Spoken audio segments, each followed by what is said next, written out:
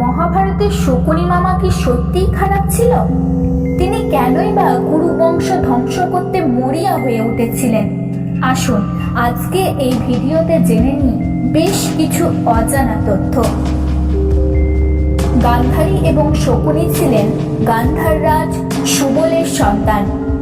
জ্যোতিষী ছক বিচার করে বলেন যে গান্ধারী মাঙ্গলিক, তিনি একসময় স্বামীহীনা হবেন।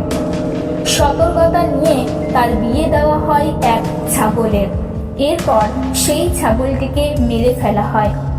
ধৃতরাষ্ট্রের সঙ্গে বিয়ের সময় এই ঘটনাটি গোপন রাখা হয়। পরে কুরু বংশে এই ঘটনাটি প্রকাশিত হয়ে পড়ে এবং জানা যায় যে বিধবা অবস্থায় গান্ধারীর বিয়ে হয়েছে ধৃতরাষ্ট্রের সঙ্গে।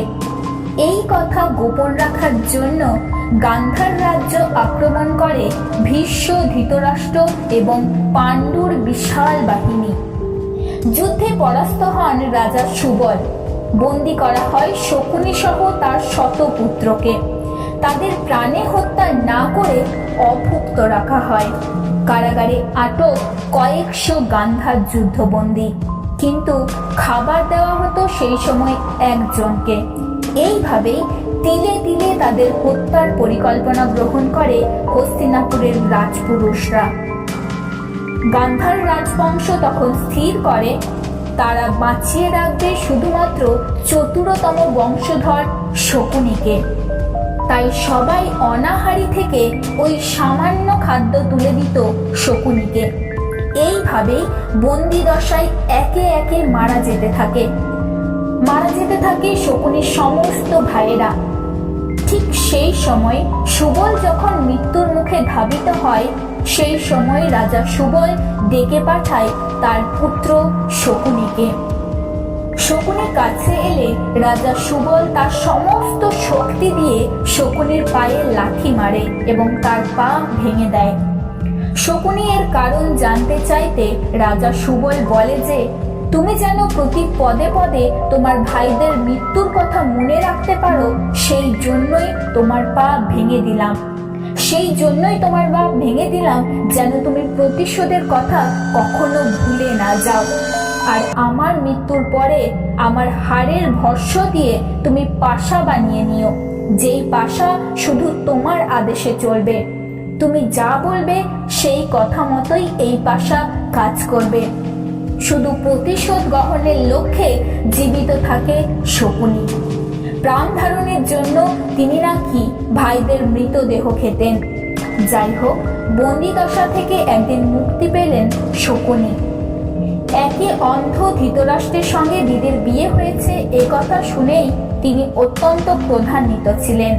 একথা তিনি কখনোই মেনে নিতে পারেননি।